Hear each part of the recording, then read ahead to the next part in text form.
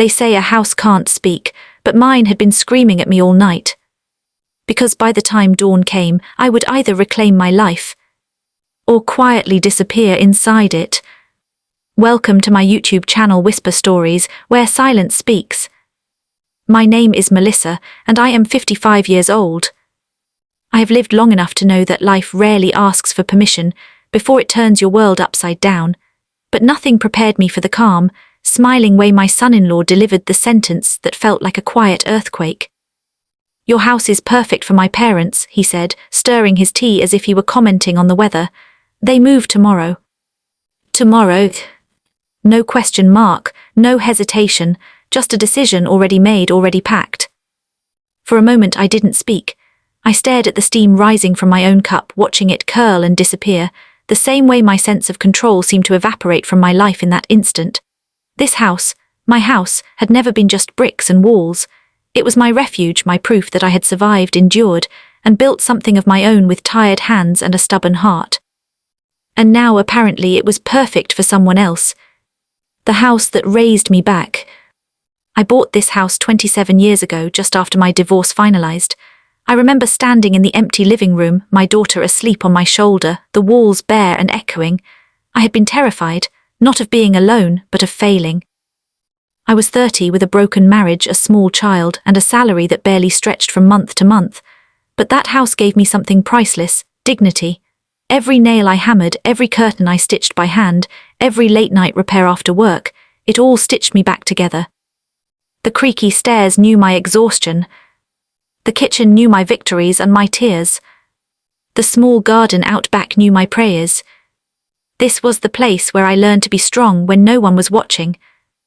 And now, at 55, when I had finally learned to enjoy the quiet, someone wanted to move in and rearrange my peace like furniture. My daughter, my blind spot. My daughter Aisha is my heart walking outside my body. I raised her to be kind, independent and thoughtful, or so I believed. She married Kamran 3 years ago. He was polite, ambitious and confident, maybe too confident. He spoke in decisions, not discussions. I noticed it early, but I told myself I was being overprotective. Mothers often are. That evening, after Kamran's announcement, Aisha avoided my eyes. "Ami," she said softly, "it's only temporary." Temporary is one of those words that sounds harmless, but carries a long shadow. "How temporary?" I asked. Kamran answered before she could. "Until they settle, you have space, you're alone anyway." Alone anyway. The word strung more than I expected, as if my solitude was an empty waiting room, meant to be filled by whoever arrived next. I smiled. I always smile when I'm hurt. It confuses people. It buys me time. "Of course," I said, "if that's already decided."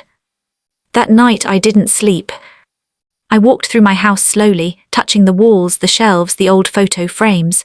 I stopped in my bedroom, where the window caught the moonlight just right, the way it always had.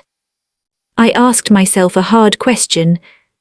When did I become so invisible that people felt entitled to my life?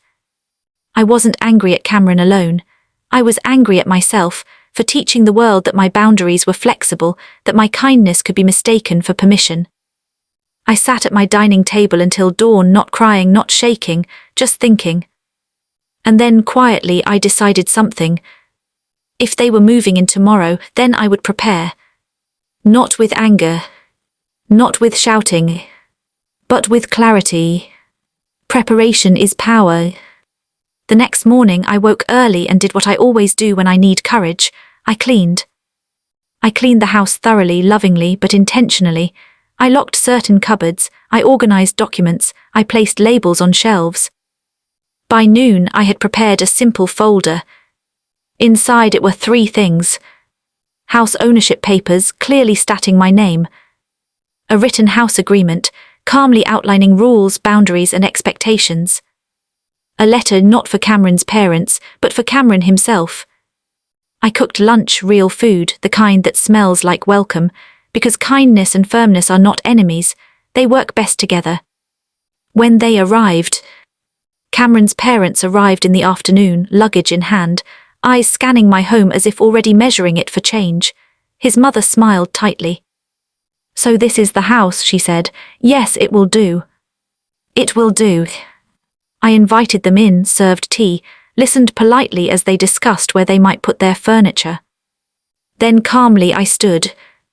I'm glad you're here, I said, but before we settle in there's something important. Kamran frowned, Ayesha looked nervous. I handed Kamran the folder. This is my house, I said gently. You are welcome as guests, not as owners, not as decision makers. The room went quiet. I continued, my voice steady. There are rules, respect for privacy, no changes without my consent, and a clear timeline, 3 months. His father cleared his throat. His mother's smile disappeared. Kamran laughed awkwardly. Ami, you're being dramatic. I met his eyes. No, I'm being clear, there's a difference. The letter that changed everything. Then I read the letter aloud. It wasn't angry, it wasn't emotional, it was honest. I spoke of the years I spent building this home, of the sacrifices I made alone, of the difference between helping and being taken for granted. I raised my daughter to be strong, I said, my voice finally shaking just a little. I won't teach her that love means erasing herself or her mother. Ayesha started crying. That was the moment Kamran realized something had shifted. The uncomfortable truths. Kamran's parents stayed that night. It was tense, quiet, respectful in a way it hadn't been before. The next morning his father approached me alone. You are right, he said, we assumed too much. 2 days later, they moved into a rental nearby. Kamran didn't speak to me for weeks. But something else happened, something I hadn't expected. My daughter came back. A mother's real victory. Ayesha sat with me one evening, just like she used to as a child. I didn't see it, she whispered. I thought keeping peace meant staying quiet. I held her hand. Peace that costs your dignity is too expensive. She nodded. Her marriage didn't end that day, but it changed, slowly, painfully, honestly. And my house, it became mine again, not just in papers but in spirit. The moral I learned at 55. At 55 years old, I learned something I wish I had known at 30. Kindness without boundaries invites disrespect. Love without self-respect teaches others how to erase you. Preparing doesn't always mean fighting. Sometimes it means standing still and refusing to move.